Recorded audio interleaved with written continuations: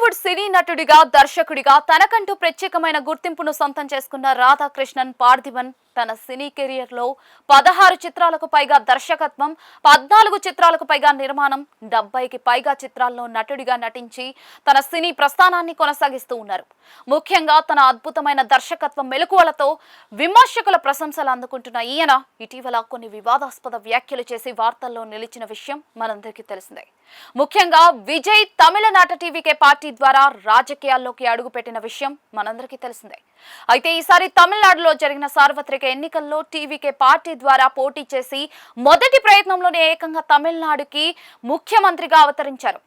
అయితే ఆయన ఎన్నికల బరిలో దిగిన సమయంలో ప్రముఖ నటి త్రిషాతో చనువుగా ఉండటం, ఈవెంట్లకు వెళ్లడమే కాకుండా ఇద్దరు కలిసి చెన్నైలో ఒక వివాహ వేడుకకు కలిసి వెళ్లడంతో ఈ విషయం కాస్త అప్పట్లో సంచలనంగా మారింది. ముఖ్యంగా వీరిద్దరి మధ్య ఏదో ఉందనే వార్తలు గుప్పుమన్నాయి. అలాంటి సమయంలో ప్రముఖ నటుడు పార్థిబన్ కూడా విజయ్ త్రిష జంటను ఉద్దేశించి అనుచిత వ్యాఖ్యలు చేసిన విషయం తెలిసిందే.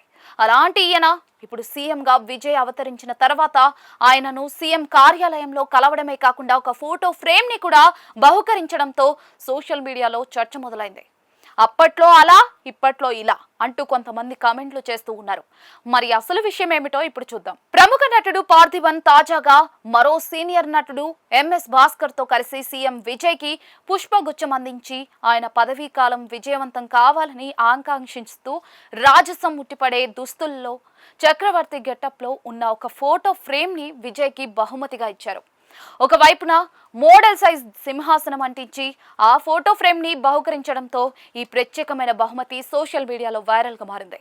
అంతేకాదు, ఈ ఫోటో ఫ్రేమ్ పై పార్థిబన్ తనదైన శైలిలో కొన్ని కవిత్వాత్మక పదాలను కూడా పొందుపరిచారు.